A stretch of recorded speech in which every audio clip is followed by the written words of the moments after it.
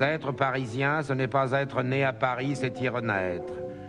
Et ce n'est pas non plus y être, c'est en être. Et ce n'est pas non plus y vivre, c'est en vivre. On est élu parisien, élu à vie. Pendant un demi-siècle, Sacha Guitry a été le roi de Paris. L'homme n'est plus là, mais son esprit flotte encore sur une ville lumière qu'il a si souvent éclairée de ses mots.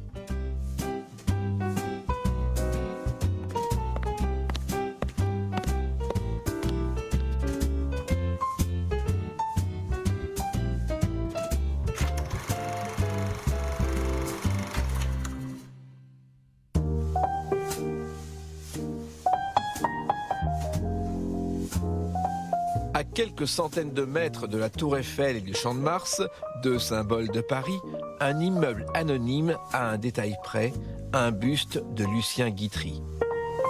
La seule trace aujourd'hui, au 18 avenue Élysée-Reclus, d'un bâtiment où Sacha, le fils de Lucien, a construit sa vie, sa carrière et son œuvre.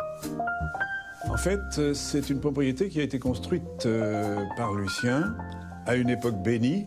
On pouvait s'offrir un très large morceau de terre au Champ de Mars, non loin de la Tour Eiffel, et faire construire son petit hôtel particulier personnel là-dessus. Sacha a vécu et travaillé là pendant plus de 30 ans, en accordant l'essentiel de son temps à écrire sur la société et sur les autres, plutôt qu'à s'attarder sur sa propre personne. Je suis infiniment sensible aux soins que vous voulez bien prendre de ma renommée, mais laissez-moi vous déclarer que je ne tiens pas à me faire connaître. Le vœu pieux d'un auteur reconnu par des pairs à qui il a toujours ouvert sa porte. Pour rentrer, il fallait passer par la porte principale qui était avenue Élysée-Reclus au 18. Lucien avait construit un hôtel particulier très curieux parce qu'il avait expliqué à son architecte « Ce que je veux, c'est un escalier avec des pièces autour ». Et cet escalier était d'ailleurs trop grand par rapport au bâtiment total. On arrivait par un escalier un petit peu comme ça, en courbe. Et on arrivait sur un tout petit balcon, très étroit, 2 mètres au maximum. Lucien, d'abord, et un peu plus tard, Sacha, apparaissait comme une sorte de roi au balcon, au petit balcon d'ailleurs, de cet escalier qui n'occupait qu'un étage, bon, mais qui impressionnait beaucoup les visiteurs. Un accueil impérial, à l'image des tsars de Russie, le pays où Alexandre-Georges Pierre Guitry, dit Sacha Guitry, est né le 21 février 1885 à Saint-Pétersbourg, très exactement. Il est né à Saint-Pétersbourg parce que son père, qui était jeune comédien, a signé un contrat pour une tournée française. Saint-Pétersbourg recevait les tournées en langue française pendant plusieurs mois. Il était marié à ce moment-là avec Renée de Pongeste, qui était enceinte, qui l'a accompagné. J'ai joué pour la première fois la comédie à Saint-Pétersbourg auprès de mon père en 1890. J'avais 5 ans. À la veille de ses 6 ans, Sacha revient à Paris avec son père afin de poursuivre des études qu'il ne va jamais parvenir à rattraper. Les études de Sacha font partie de la légende de tous les bons cancres de France d'hier et d'aujourd'hui et d'autrefois. 12 classes de 6e. Il était toujours en 6e. Alors, bon, il devait se plaire en 6e, mais non, il ne faisait rien du tout. C'était un flemmard total. Flemmard, je ne crois pas. Il pensait à autre chose. C'était pas un scolaire, quoi. La plupart du temps, il était chassé, il était renvoyé pour refus de faire ses travaux, paresse. Et un jour, son père va voir le proviseur ou le censeur de Janson et lui dit « Écoutez, si vous n'êtes pas satisfait de mon fils, envoyez-le ». Et le proviseur fait « Je ne peux pas. Pourquoi ? Ben, il ne vient pas. » En quittant le lycée Janson de Saïd, où j'avais été renvoyé pour incapacité absolue, je fus placé par mes parents entre les mains des prêtres qui dirigeaient l'institution Sainte-Croix. La rue Saint-Ferdinand aujourd'hui, une voie tranquille, comme au temps où Sacha a débuté un parcours scolaire très agité. Son premier professeur, Monsieur de Saint-Ange-Bautier. À chaque fois qu'il lui demande combien font 2 et 2, Sacha s'étonne. Je lui ai répondu voici 3 jours. Il l'a déjà oublié ? Ensuite, rue de Prony, il lit des romans au lieu d'écouter les leçons. Rue du Cardinal Lemoine, il rêve qu'un professeur le punisse en lui interdisant d'assister à la classe.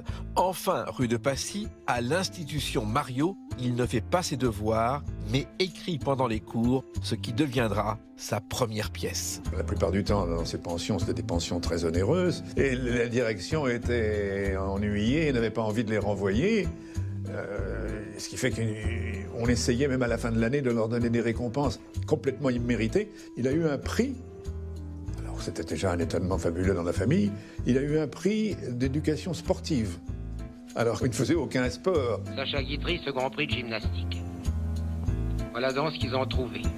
Un prix de gymnastique, même second, est inespéré pour moi.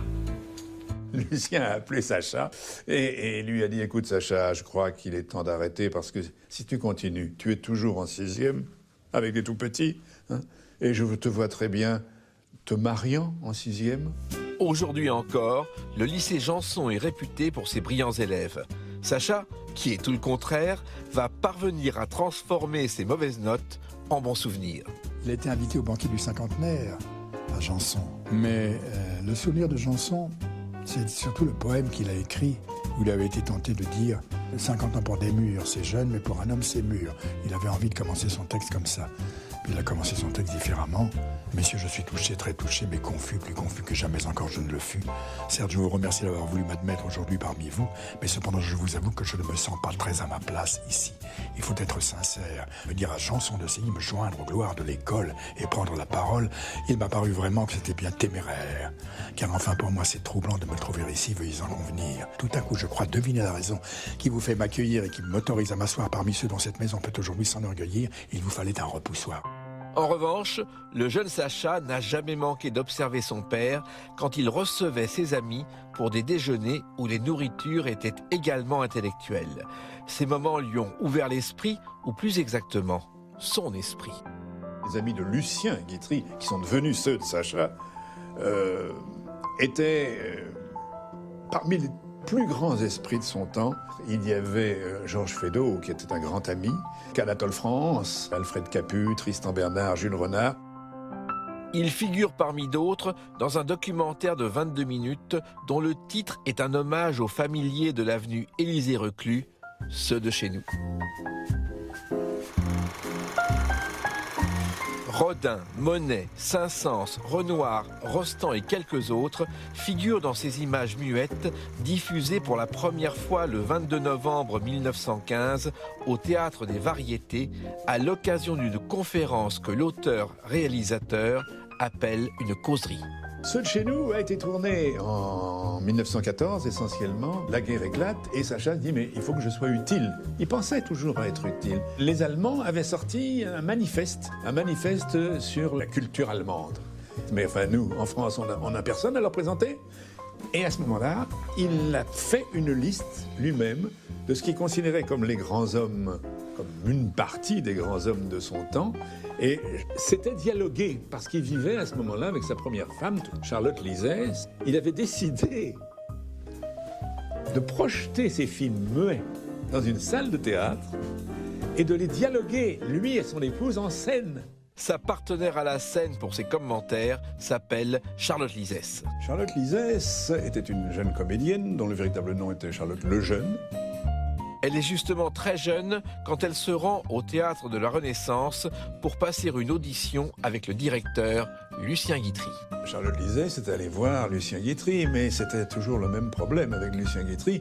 Quand une jeune femme pas trop mal bâtie venait lui passer une audition, l'audition se terminait sur le canapé de son bureau directorial. Elle n'a pas été très enchantée. Lucien lui donne des tout petits rôles, elle n'est pas très contente. Et puis tout d'un coup, elle entrevoit un jour en coulisses le jeune Sacha. Comme elle n'a pas les froids aux yeux, elle lui adresse quelques œillades, Sacha rougit. Mais quand Lucien Guitry va apprendre qu'une de ses anciennes maîtresses a jeté son dévolu sur le fils de la maison, il va être fou furieux. Chassé par son père, Sacha s'installe avec Charlotte Lysès, rue d'Anjou, dans l'appartement où il a passé ses jeunes années. L'heure est venue pour lui de gagner sa vie, à défaut à cette époque de gagner à être connu, voire reconnu. Bon, il commence, lui, Sacha, à écrire des pièces, et effectivement, à 20 ans, il va écrire une pièce qui va s'appeler Nono, et qui sera un triomphe. Des mots cruels entre des êtres qui s'adoraient, des scènes violentes inspirées par des images de son enfance, transformées en un vaudeville où l'on rit beaucoup. C'est Nono, au théâtre des Mathurins. La critique est unanime, un auteur est né. Mon nom était fait, je me suis fait un prénom. Le 14 août 1907 à Honfleur, Charlotte Lizès devient la première Madame Sacha Guitry. Une cérémonie qui s'est presque naturellement transformée en une comédie jouée pour une représentation unique. Sacha, déjà, avait envie de ne pas passer à la mairie. Il voulait que ce soit le maire qui se déplace.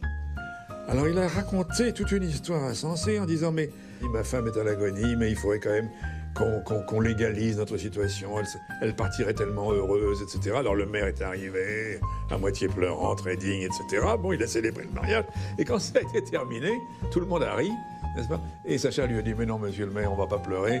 C'était une blague pour que vous veniez avec votre buste de Marianne. » Parmi les invités, il y a Albert Wilmetz, qui va devenir le plus célèbre et le plus prolixe des auteurs de revues et de chansons pendant les années folles. Albert Wilmetz est l'ami d'enfance de Sacha Guitry. Déjà, ensemble, ils étaient à la même école, tout petits, à Sainte-Croix. Lui était en 6e, forcément.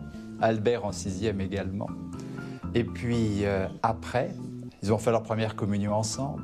Et puis, un jour, les deux sont réunis parce qu'il va falloir faire une revue et qu'on a besoin d'Albert pour les lyriques. Albert Wilmetz écrivant juste les paroles et les textes des chansons. Et pour jouer la jeune première dans Il faut la voir au théâtre du Palais Royal, Guitry engage une débutante repérée par Albert, Yvonne Vignol, rebaptisée pour la scène Yvonne Printemps. Yvonne Printemps était irrésistible, de charme, d'intelligence, de rapidité. Des interviews d'elle, où on voit les hommes à côté se transformer comme des petits garçons. Yvonne Printemps a débuté aux Folies Bergères et depuis, elle enchaîne les revues de music-hall et les pièces de théâtre où elle joue souvent les figurantes. Son premier grand rôle, la maîtresse de Sacha dans Jean de La Fontaine. La réalité va bientôt rejoindre la fiction. Il s'est séparé de Charlotte dans des conditions difficiles, parce que Charlotte l'aimait beaucoup. Il avait des remords, il était ennuyé, il savait qu'il lui devait une partie de ses débuts. Le couple s'installe au 33 Richefer. Les journées sont principalement consacrées à répéter des comédies écrites la nuit par un Sacha insomniaque. Faisons un rêve, l'illusionniste. C'est devenu un couple célèbre. Il a écrit des rôles pour elle, où lui-même lui donnait des répliques admirables. Le 11 avril 1919, Sacha et Yvonne se disent oui à la mairie du 16e arrondissement en présence de leurs témoins, Georges Feydeau et Sarah Bernard, la plus fidèle des complices à la scène de Lucien Guitry. Il épouse Yvonne, et quand il épouse Yvonne, il revoit son père, qui n'avait jamais voulu le revoir tant qu'il était avec Charlotte. Mais Yvonne a pris sa place. Lucien a payé un billet pour revoir celui qui, à ses yeux, s'est enfin acheté une conduite. Lorsqu'il a appris, un soir où il jouait 2 bureaux au théâtre Sarah Bernard, que son père avait loué une baignoire et se trouvait donc dans la salle, Sacha a été bouleversé, d'autant plus que son père, après la présentation, n'est pas venu le voir, mais le soir même, il lui a fait adresser par Tristan Bernard un petit mot qui concernait ces simples lignes. « Je t'ai applaudi de tout cœur, je t'attends demain avenue Élysée-Reclus avec elle pour déjeuner. » Et ce fut la réconciliation de Sacha et de son père. Quel est votre meilleur souvenir de théâtre? Eh bien, c'est d'être entré un soir, le jour de la générale de Mon père avait raison. Nous n'avions jamais joué ensemble, mon père et moi. Tout le monde savait que nous étions restés brouillés pendant 13 ans. Et lorsque je suis entré, le public nous a applaudi. Et pour nous, ce soir-là, il nous a semblé que le public nous disait « Embrassez-vous ». Et comme c'était précisément ce que nous devions faire dans la pièce, nous nous sommes embrassés 2 fois. Et c'était leur réconciliation, car ils s'adoraient, mais L'un et l'autre avaient des caractères, et pendant 13 ans, ils avaient évité de se voir. Le comédien, un sujet de roman, on ne joue pas pour s'amuser. Des pièces du fils jouées par le père à Édouard VII, près de l'Opéra. En 1913, le roi d'Angleterre a été le parrain de cette salle. À partir de 1920, elle est devenue le royaume de Sacha. Édouard Recette, c'est comme ça qu'il l'avait baptisé. Parce qu'il a fait énormément de succès. Il a créé beaucoup de pièces ici. Il a gouverné pendant 17 ans. Aujourd'hui, ce théâtre porte le nom du plus illustre de ses pensionnaires. Le théâtre Édouard VII est devenu le théâtre Sacha Guitry grâce à Jacques Chirac. Tous les gens qui avaient connu Sacha ont milité pour cela.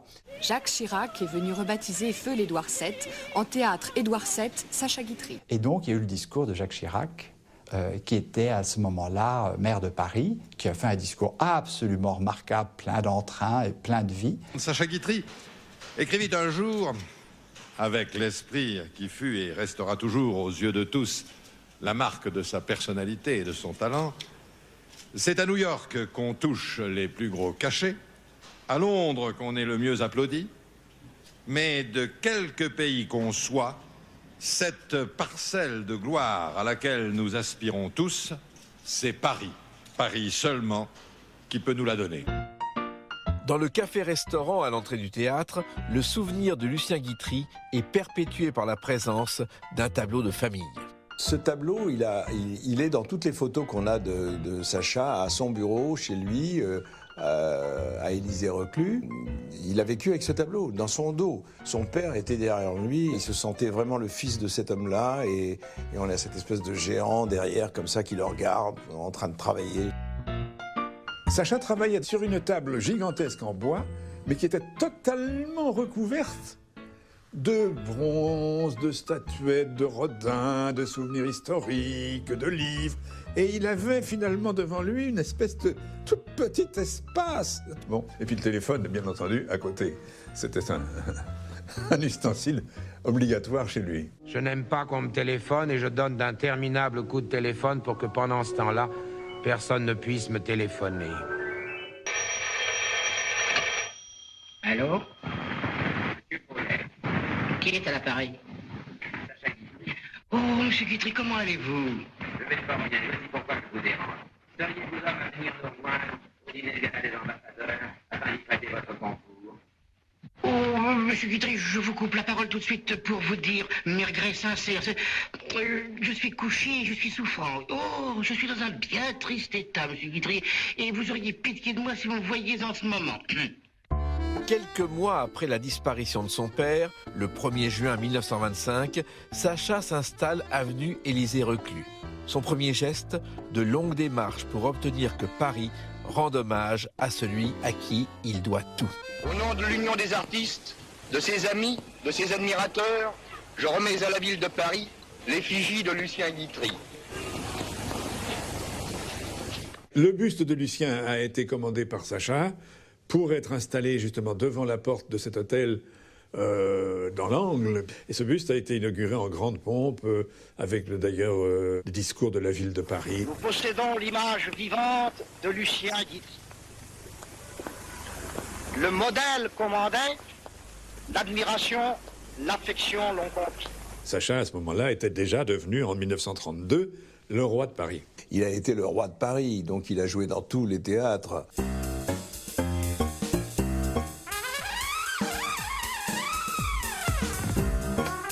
Le Nouveau Testament, Pasteur, Le mot de Cambronne, 3 des 124 pièces nées de 50 années de travail à raison de 15 à 17 heures par jour.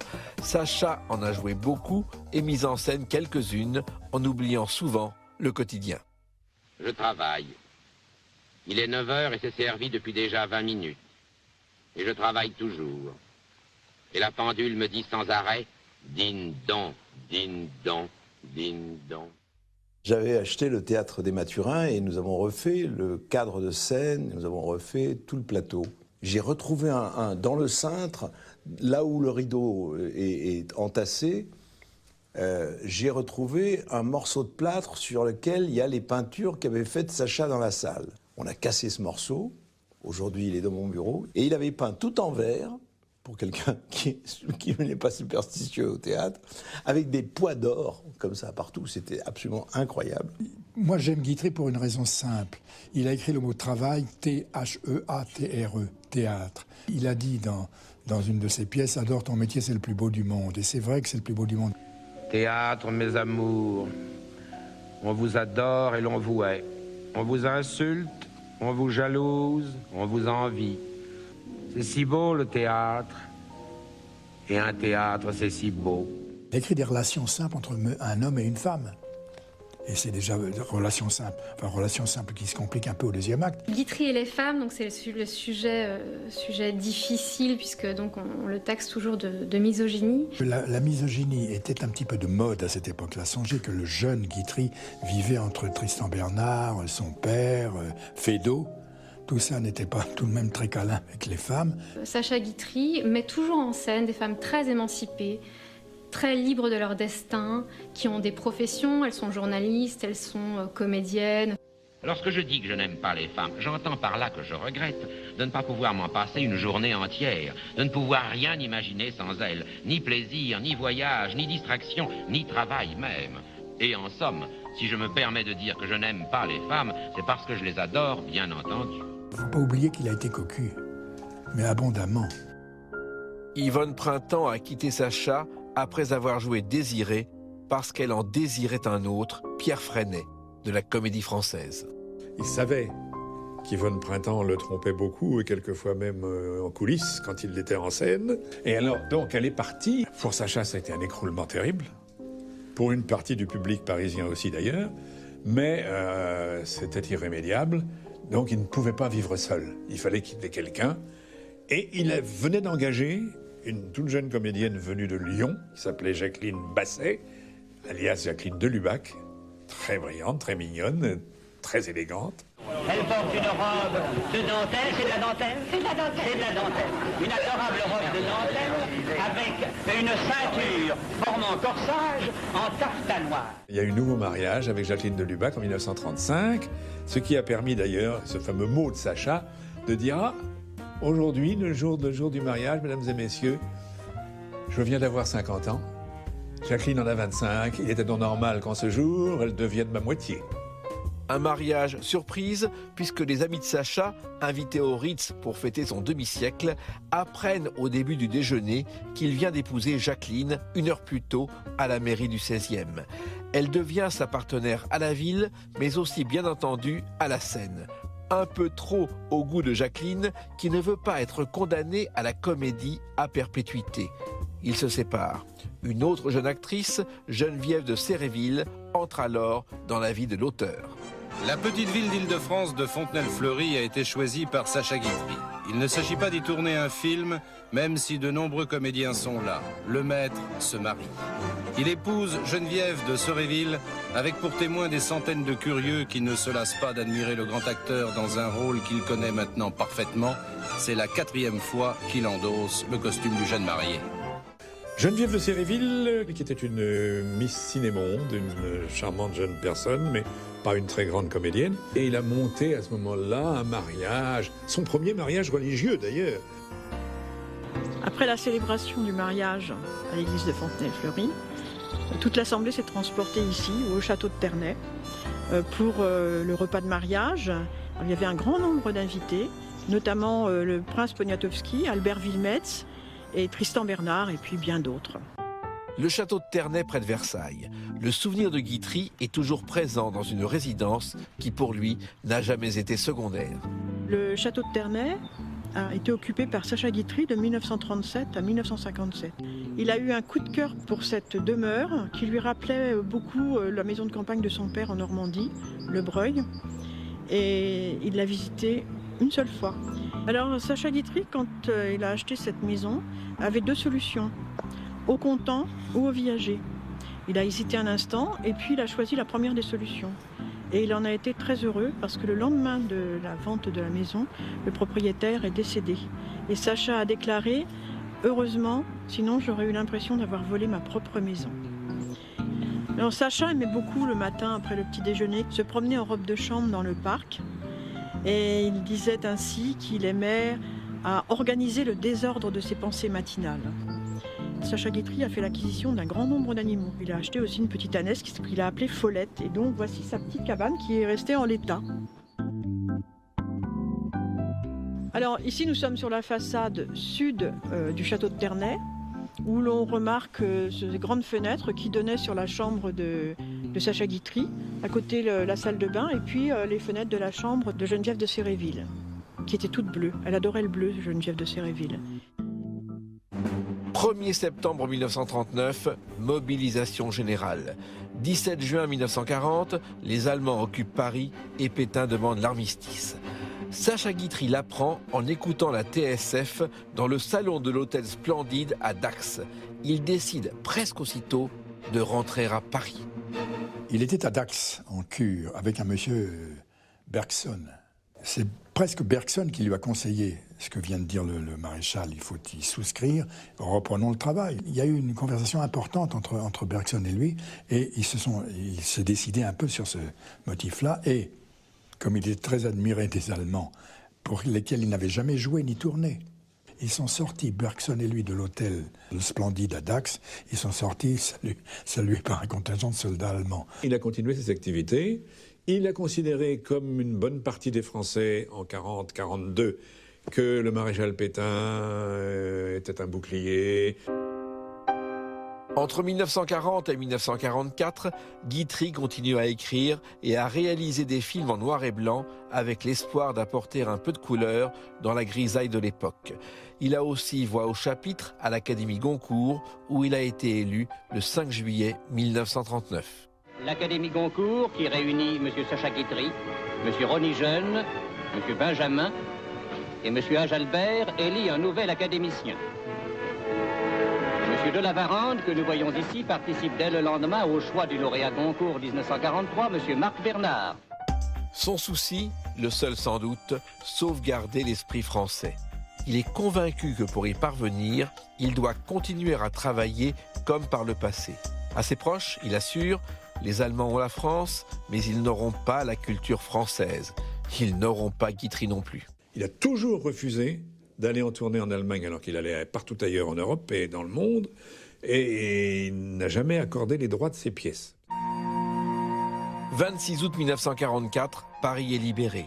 Sur les Champs-Élysées, près desquels se trouve aujourd'hui sa statue, le général de Gaulle, chef de la France libre, salue le début de la fin du cauchemar.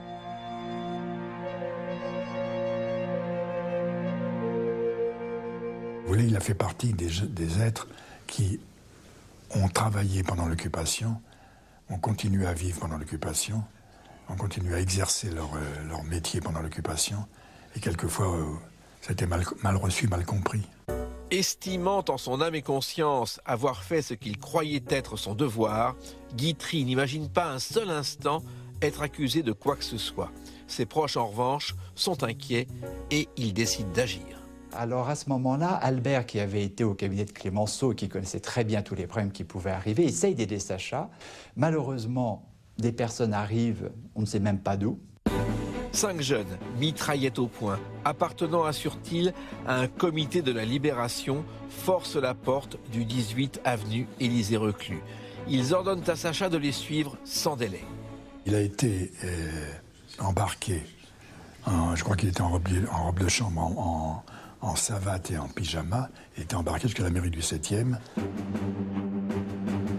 Tout au long de cette marche forcée, du Champ de Mars à la mairie du 7e arrondissement via la rue de Grenelle, celles et ceux qui le reconnaissent se partagent en deux clans. Certains applaudissent, d'autres montrent le poing ou lui crachent au visage en le traitant de traître. Sacha, résolument digne, ne répond ni aux uns ni aux autres. Il faut se repasser dans l'instant de la libération. C'est l'instant de tous les excès. L'instant où des vengeances vont avoir lieu. Et on l'a accusé des pires méfaits. À l'arrivée, on lui passe les menottes en l'accusant d'intelligence avec l'ennemi. À quoi Sacha répond du tac au tac. En effet, je crois ne pas en avoir manqué. Et là, il a vu un dossier sur lui où il dit motif de l'arrestation inconnu. Il est conduit au dépôt à Drancy. Il sera ensuite transféré à la prison de Fresnes. 60 jours de cauchemar pendant lesquels il ne va jamais cesser de clamer son innocence. Je suis accusé d'avoir, dans mes écrits, pièces de théâtre ou films, servi la propagande allemande. C'est absolument faux. Je suis accusé d'être sorti avec des Allemands. C'est faux. Ni sorti, ni rentré, jamais. Ceux qui le disent en ont menti. Il a fait 2 mois de prison alors qu'il s'attendait à être félicité, en plus, car il a rendu beaucoup de services. C'est quand même lui qui a sorti Tristan Bernard du néant aussi, où il venait d'être arrêté par les Allemands. Parmi ceux que Sacha a aidés discrètement et très efficacement, il y a le comédien Maurice Ténac, l'un de ses seconds rôles favoris. J'ai été arrêté pendant l'occupation par les Allemands. Sacha Guitry s'est porté 40 mois auprès des autorités françaises. Mon camion devait partir pour l'Allemagne, pour le train qui devait me conduire dans un camp. Et grâce à l'intervention de Sacha Guitry, j'ai été sauvé. Alors ce qu'il y a d'assez singulier tout de même, c'est que le juge d'instruction chargé d'instruire l'affaire Guitry, n'ayant pas suffisamment de preuves précises, il m'a semblé que, on disait que, on racontait que, il paraît que, etc. C'était pas suffisant. Il a écrit à des journaux de la presse parisienne en demandant si des gens ont des reproches à adresser ou des motifs précis contre Sacha Guitry, prière de les envoyer de Cédral. C'était tout de même énorme qu'on demande à la presse de lui donner un coup de main. Les juges d'instruction qui ne pardonnaient pas à ce moment-là n'ont pas trouvé un témoignage qui pouvait simplement le condamner au minimum. Extrait de la première décision de classement rendue le 7 mai 1945. De l'ensemble du dossier d'information, il ressort en définitive qu'aucune des charges qui motivèrent à l'origine l'ouverture des poursuites ne saurait être à l'heure actuelle retenue contre l'inculpé. Il a eu 2 non-lieux. Il a eu un premier non-lieu et un deuxième non-lieu. Ce qui lui a permis d'avoir un mot, c'est donc qu'il n'y avait pas lieu. Du moins, grâce à ces accusateurs anonymes, aura-t-on eu le loisir de vérifier la justesse de cette pensée qui est de lui. Ne soyez pas de ceux qui haïssent, jamais. Tâchez d'être plutôt parmi ceux que l'on hait. On y est en meilleure compagnie. Signé le substitut. Sacha Guitry a beaucoup souffert de beaucoup de choses qui ont été dites sur lui, et notamment ce qui s'est passé pendant la guerre. Aujourd'hui, quand on dit Sacha Guitry, il y a ce premier rideau qui s'ouvre. De son côté, un étudiant sauve les meubles. Quelques mois plus tôt, il a rencontré Sacha Guitry pour lui demander l'autorisation de monter l'une de ses pièces au lycée. Il s'appelle Alain Decaux. J'étais un fan de Sacha Guitry. De sorte que, comme j'ai été mobilisé avec les garçons de mon âge, j'ai sonné à la porte de Sacha. J'ai eu la secrétaire qui m'a ouvert et elle m'a dit « Je suis très inquiète, on a arrêté par erreur M. Guitry, mais sa maison est un musée, c'était un musée privé extraordinaire, tous les grands peintres impressionnistes. Et si jamais quelqu'un de mal intentionné venait chercher ces tableaux ?» Alors je dis « Dans ce cas-là, madame, vous appelez la police ?» Et elle me répond « La police est en grève par solidarité avec l'insurrection, que faire ?» Et elle m'a donné une lettre demandant à la résistance de garder la maison de Sacha Guitry. Il a été nommé gardien, en quelque sorte, de la maison de Sacha Guitry au Champ de Mars. Il a littéralement illuminé mes 20 ans. Et il m'a pris en amitié. C'était un homme attentif, un homme délicat. Et pour les gens qui ne l'ont pas connu, ça étonnera, mais c'est vrai, un homme qui s'occupait toujours de l'ami qui était à côté de lui. Decaux est ainsi devenu le gardien provisoire d'un musée privé que son propriétaire a constitué en ne se privant de rien, même pas d'un bon mot. Guitry se considère en effet comme un collectionneur, un exhibitionniste, un étalagiste et un épateur. Ça a été sa galerie bureau, c'est-à-dire qu'il a utilisé pour amonceler une bonne partie, sinon l'essentiel, de ses collections. Toutes ces collections, c'était impressionnant, c'était prodigieux. Et il adorait être entouré de tous ces objets. Pour lui, c'était son confort mental, moral. Cette grande galerie était devenue une sorte de musée avec des armoires vitrées dans tous les coins, des livres partout, des tables couvertes de livres somptueusement reliés, des rangements d'autographes, car il avait une collection d'autographes fabuleuse. Dans les vitrines, il y avait aussi des soldats de plomb, car il avait aussi une collection de soldats de plomb. Parmi ces pièces uniques, ces morceaux de notre histoire, il y a une bouteille d'encre de Victor Hugo, des lettres autographes de François Ier, de Napoléon et du maréchal Joffre, les clés des petits appartements de Marie-Antoinette à Versailles et les premières éditions de toutes les pièces de Molière, sauf les précieuses ridicules. Après 60 jours de prison et une cure de repos en clinique, Guitry rentre chez lui avec l'espoir de retrouver sa collection, mais aussi le chemin du succès. En 1948, à Édouard VII, il remonte sur scène pour la première fois depuis 4 ans. Il joue Talleyrand ou le Diable boiteux. Le soir de la première, les sifflets de ceux qui le croient coupable sont plus forts que les applaudissements. La tendance s'inverse rapidement au grand soulagement de Sacha, mais aussi de celle qui l'a fait débuter au théâtre, Lana Marconi, le nouvel amour de sa vie. Comme il avait atteint la soixantaine, il pensait qu'il c'était fini, qu'il ne trouverait plus de femmes, de jeunes femmes brillantes, comédiennes, spectatrices dont il avait toujours besoin. Et là-dessus, Arletty, elle lui a dit « Je connais une jeune femme qui est une des plus belles femmes de Paris, je vais vous l'envoyer ». C'était Lana Marconi. Le 25 novembre 1949, en l'église orthodoxe de la rue Bizet, elle devient sa 5e femme.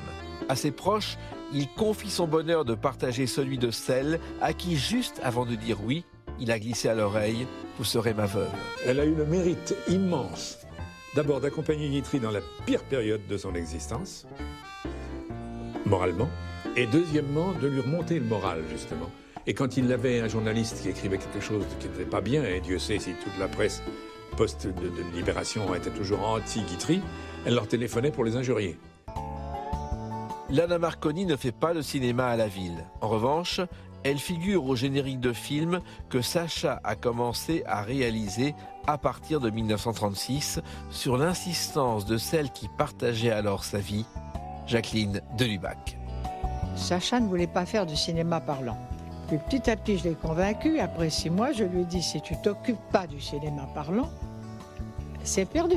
Et Delubac a eu la chance, de son côté, de connaître toute la grande période cinématographique d'avant-guerre de Sacha Guitry au moment où le cinéma parlant était né. Il est entré, malgré tout, de plein pied dans le cinéma, après en avoir dit le plus grand mal. Truffaut, Godard était très passionné par les idées cinématographiques de Sacha. Il a inventé des choses au cinéma. Et avant tout, on pense à quoi? On pense au roman d'un tricheur. C'est un film où on n'entend qu'une voix, c'est la sienne. Et c'est un procédé qui a été repris notamment par Orson Welles, qui l'admirait infiniment. On dit que donc Orson Welles serait responsable pour Citizen Kane. C'est une référence. Au générique des films de Guitry, il y a des fidèles comme Pauline Carton ou Jeanne Fusier-Gire, mais il y a aussi des débutants à qui Sacha prédit un bel avenir, comme Louis de Funès, Robert Lamoureux ou Jean Piat. Je venais de faire mes débuts officiels à la Comédie Française dans le Barbier de Séville en 1948. Et j'entends au téléphone, oui, moi, ici Sacha Guitry, vous me connaissez, je pense, etc. Quel est l'andouille qui me fait une imitation de Guitry pour m'inviter à passer au studio Gaumont? J'y vais tout de même, me disant si c'est une blague, je verrai bien. C'était pas une blague. Il était au bout du studio, le grand studio des Buttes de Chaumont. Ah oui, venez jusqu'à moi, c'est tout à fait ça, etc. Voilà. Il m'explique pendant 20 minutes la scène. Or, 20 minutes de studio, ça coûte cher tout de même. 20 minutes. Et j'étais tellement impressionné, parce que vraiment, il était impressionnant, il ne faisait rien pour ne pas être impressionnant d'ailleurs. Mais j'étais tellement impressionné que je lui dis, maître, je n'ai pas le costume. Il me regarde comme s'il avait affaire à un demeuré, il me fait, mais nous tournons dans 3 semaines. Il venait de perdre 20 minutes dessus pour m'expliquer ce que je vais faire 3 semaines plus tard. Un autre exemple de la précision de Guitry quand il tourne La Poison avec Michel Simon. La Poison est un des plus grands films de sa dernière période. Ce film prévoyait 3 semaines de travail, n'est-ce pas, prolongeable, ce qui est peu pour tout de même pour un film. Et au bout de 10 jours, c'était terminé. Il m'avait dit, je voudrais que vous soyez heureux dans ce film, qu'est-ce qui pourrait vous faire plaisir? J'ai dit, j'ai souffert toute ma vie de recommencer une scène, parce que la première fois, si j'ai pu faire quelque chose, la seconde fois, je répète ce que j'ai dit et ça devient un mensonge. La 3e fois, ça devient un pinceau. La 4e fois, ça m'emmerde carrément, etc., etc. Eh bien, Sacha m'a dit, bien, je vais réunir messieurs les techniciens. Messieurs les techniciens, nous ne tournerons les scènes qu'une seule fois. En 20 années d'amitié en dehors des plateaux, Michel Simon a appris à connaître et à admirer Sacha Guitry. Il était évidemment pour son entourage un bourreau, n'est-ce pas? Parce qu'il il avait une facilité incroyable, c'était un athlète. On dit Guitry était vaniteux. Non, quel est l'auteur dramatique qui a écrit « Aucune de mes pièces ne me satisfait complètement. Et quant à la situation que j'occupe, elle me surprend bien plus qu'elle ne comble mes vœux. » C'est pas un homme vaniteux qui écrit ça. La fin de la carrière de Guitry, ce sont les 3 grands films les plus populaires, 3 grands films historiques. Si Versailles m'était compté, l'histoire du château racontée à sa manière par le roi de Paris. Les 8 semaines de tournage se déroulent dans la bonne humeur et le sourire, dans le parc du château, au milieu des touristes. L'une d'entre elles, voyant passer Marie Mansart, habillée en Marie-Antoinette, déclare ainsi « Oh, je ne savais pas qu'elle était toujours vivante ». Le film, projeté en avant-première à l'Opéra Garnier, est présenté par le maître en personne. Il avoue alors s'accorder quelques libertés avec la vérité historique, mais il assume ce parti pris. L'auteur dramatique et l'historien sont bien plus éloignés l'un de l'autre qu'on ne pense, et ils ne doivent pas être comparés, car ils n'ont ni le même point de vue, ni le même but, ni les mêmes sources. Le public ne lui en tient visiblement pas rigueur. Si Versailles m'était compté, réalise près de 7 millions d'entrées, un record pour l'époque. Fort de ce triomphe, et selon le même principe, il réalise Si Paris nous était compté, l'histoire de la ville lumière, de son origine à 1955, évoquée sous la forme d'une déclaration d'amour parfaitement lucide.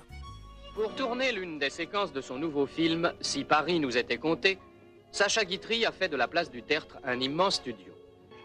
Pour quelques jours, le 7e art a fait revivre à Montmartre les plus glorieuses de ses heures. Dans la même veine, il tourne Napoléon. Le scénario a été écrit en 4 mois. L'ensemble, avant le montage, durait plus de 4 heures. Je l'ai retrouvé, si j'ose dire, quelques années plus tard, quand il a fait le film sur Napoléon. Je suis arrivé donc avenue Élysée-Reclus, chez lui. Je suis rentré dans son bureau. Ce qui m'a étonné, c'est qu'il était en robe de chambre, alors que moi, je m'attendais à voir un Guitry avec presque un jabot, etc. Alors, l'histoire des robes de chambre de Sacha Guitry, qui sont célèbres, c'est tout simplement que c'est un monsieur qui a souffert abominablement de rhumatisme. D'ailleurs, à la fin de sa vie, c'était devenu tel qu'il ne pouvait même plus supporter un drap sur ses membres. Et il m'explique ce que j'aurais à faire dans Junot, le général Junot. Et comme s'il avait à me convaincre, comme si j'étais réticent à jouer ce rôle de Junot, Gabin n'a qu'un mot à dire.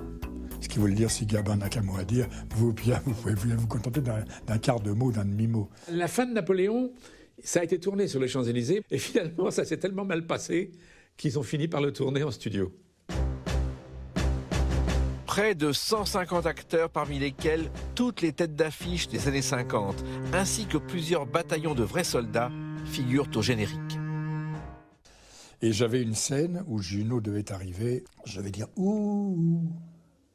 Donc me signaler que j'étais là. Et je fais « ouh », non, Pia, plus large.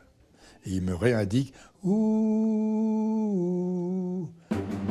Vérifiant le moindre détail avant chaque prise, le réalisateur découvre que sur la tunique d'un soldat autrichien, au lieu de l'aigle symbolique, il y a le sigle du Gaz de France. Guitry sourit et le fait aussitôt remplacer par celui de la SNCF. Quelque temps plus tard, on se retrouve à Paris, studio d'enregistrement des sons témoins, et arrive l'instant où je devais dire « ouh ». On me fait « non, ça, c'est pas la peine, c'est fait ». Puis c'est fait. Je ne l'ai pas fait.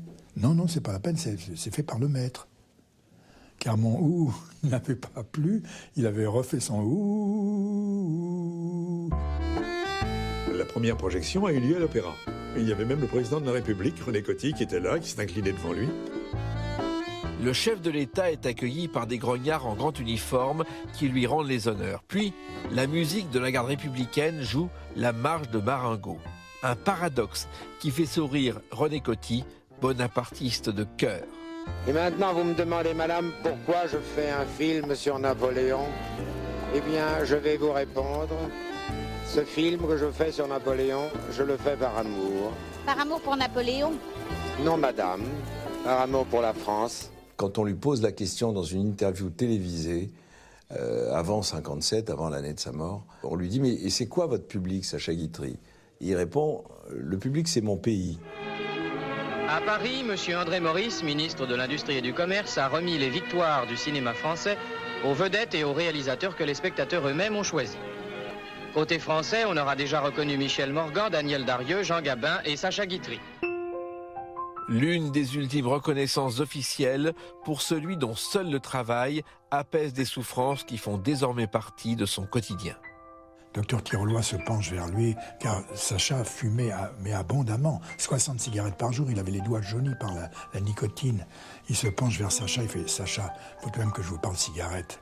Et l'autre, ah non, ne me demandez pas de fumer davantage, ce n'est pas possible. Mais à la fin, il a une polynéphrite. L'expression de lui est extraordinaire. J'ai une rage de dents dans tout le corps. Il souffle martyr. Il ne dit absolument rien, mais on lui fait de plus en plus de piqûres de morphine. La dernière année, il a eu 1400 piqûres de morphine. Non, il ne pouvait plus tenir qu'avec de la morphine, il ne pouvait plus manger, il n'avait plus de dents. Et il a eu énormément de courage et jusqu'au bout, il voulait un papier et un crayon, il voulait encore faire des projets, il voulait écrire. Je voudrais mourir le plus tard possible, non seulement de vieillesse, mais avec une lenteur extrême et accablé aussi d'infirmités nombreuses. Il me faudra bien cela pour que je parte sans trop de regrets. Si je dois mourir soudainement, que ce soit au théâtre, sur scène. Sacha Guitry nous quitte le 24 juillet 1957 à 3h20 du matin, après 2 semaines d'agonie. Avenue Élysée-Reclus, Sacha Guitry a quitté la scène sur un dernier mot. Il ne faut pas que je rate mon entrée. Conforme à ce que fut Sacha, ce mot a retenti tristement dans la mémoire des amis fidèles. Pendant 40 ans, il a collectionné les plus grands succès de théâtre parisien, parce que Paris, c'était Sacha Guitry. Paris, sans Sacha Guitry, ça n'a plus aucun sens. Le dernier acte s'est joué au pied de la Tour Eiffel, dans la tristesse d'un matin pluvieux, devant le même public qui l'avait fait rire, et qui aujourd'hui le pleurait. En l'accompagnant jusqu'au tombeau qu'il partagera avec son père, Lucien Guitry, Paris a voulu remercier simplement le grand auteur-acteur de l'avoir si longtemps distrait. Celui qui, voici 20 ans, avait, avec une jolie impertinence, demandé qu'on brodât sur son linceul « Prière de ne pas me déranger ». Je l'ai vu mort et c'était extraordinaire, ça ne m'a fait aucune peine, je n'étais pas du tout choqué. Il était dans son habit, il avait une décoration, mais j'étais persuadé qu'il allait s'asseoir et que j'allais l'applaudir. Le vœu de Lucien et Sacha Guitry était que l'hôtel particulier du 18 avenue Élysée-Reclus devienne un musée. Le projet ne va pas se concrétiser, car si Guitry se dépensait sans compter, il dépensait encore plus. Quand il était vers la fin, Albert a remis un peu d'ordre dans les finances, mais c'était très difficile. Lana Marconi s'est retrouvée avec le problème habituel des veuves de grands écrivains, auxquels tous les marchands, tous les commerçants font crédit de leur vivant. Et puis, quand ils meurent, toutes les factures tombent en même temps. Lana Marconi se retrouve dans une situation financière aggravée. Elle doit se défaire de tous les biens dont elle a hérité, et notamment le château de Ternay qu'elle va mettre en vente. Son soutien le plus fidèle en ces temps difficiles, Pierre Aubard, un expert comptable devenu l'administrateur des films de Sacha. Il va se charger des comptes, puis des pièces, en veillant sur l'œuvre après la mort de Lana et selon son vœu. On savait que l'hôtel allait être détruit en 1963 et les veuves encore existantes avaient été consultées, mais Lana Marconi elle-même ne voulait plus y habiter, il y avait des réparations à faire et elle ne voulait plus y être seule, y vivre seule. La question que l'on se pose alors, la destruction de ces murs peut-elle entraîner celle de 124 pièces parfaitement construites ? Je dirais que Guitry a été tellement fêté de son vivant qu'on pouvait s'inquiéter pour sa postérité. Quand il est mort, on a dit « c'est fini ». C'était lui qui donnait sa force à son théâtre. Maintenant qu'il est mort, on ne pourra plus le jouer. Aujourd'hui, il ne se passe pas une année sans qu'une ou plusieurs pièces de Guitry soient montées quelque part en France. Exemple, Quadrille, au théâtre Le Funambule à Paris, mise en scène par Florence Lecor. Pour moi, c'est une pièce pleine de fantaisie en fait, et de liberté. Et pour moi, une pièce vraiment caractéristique de l'esprit de Sacha Guitry. Ça vous aurait plu d'être beau? Je vous remercie. Non, sérieusement. Vous auriez aimé être aussi beau que ce garçon. Aujourd'hui, il est un peu tard pour me le demander, parce que si j'avais été aussi beau que lui il y a 20 ans, je le serais tellement moins aujourd'hui que j'en aurais de la peine. Paulette, qui joue le rôle d'une comédienne de l'époque, tombe un peu amoureuse comme ça d'un acteur américain, une star hollywoodienne qui s'appelle Carl Erickson, qui est elle-même pourtant engagée auprès d'un rédacteur en chef, va en fait s'autoriser à vivre cette histoire et à dépasser justement l'interdit de la fidélité. Allô chérie? Oui, on nous a coupé. Faut que je te quitte pour bien me chercher. Carl Erickson en personne, il est monté gentiment, il est en train de me tirer par la manche. Oui, cher monsieur, je viens tout de suite. Quadrille est une pièce qui parle aussi à la jeunesse, en ce qu'elle montre de liberté, d'émancipation, de jeu d'esprit aussi. Dans le bonheur qui te frappe, si j'ose m'exprimer ainsi, tu ne te vois pas très infidèle, tandis que moi, je me vois bien cocu. Oh, dis pas ce mot-là. Eh bien oui, mais c'est que j'en vois pas d'autres. Quand on ne connaît pas très bien l'œuvre de Guitry, on a effectivement cette image de théâtre bourgeois, de théâtre un peu classique. C'est un théâtre qui est de son temps, comme il aurait dit de Sarah Bernard. Oh, ça fait vieux. Elle dit c'était une actrice de son temps. Et donc c'est vrai que je pense que tous les gens qui montent Guitry en ce moment, on a vraiment ce désir de montrer qu'au contraire, c'est très gai, c'est très neuf. Et si un homme comme vous me faisait la cour, soit je lui dirais oui, soit je lui dirais non, mais pas peut-être. Et si je lui disais oui, ça voudrait dire tout de suite, parfaitement, c'est ça tout de suite ou bien, jamais. Et puis pas de lendemain, surtout pas de revanche. Et je pense que c'est une source d'inspiration intarissable pour les compagnies d'hier, d'aujourd'hui et de demain. Je pense qu'il n'y a pas de date de péremption pour Sacha Guitry. Moi, j'ai l'impression quand même que le public goûte ça encore aujourd'hui. Il a été au service du public et il a raconté des histoires simples où les gens se reconnaissent très bien. C'est le Molière du XXe siècle, absolument. C'était bon, Alain Decaux me l'avait dit, c'était le Molière d'Albert Lebrun, on disait à son époque, mais Albert Lebrun qui y pense aujourd'hui, alors que Molière, on y pense encore un peu quand même. Je crois que l'image essentielle que je garde de Guitry, c'est l'élégance, la race française. Il appartient à un siècle qui n'est plus le nôtre.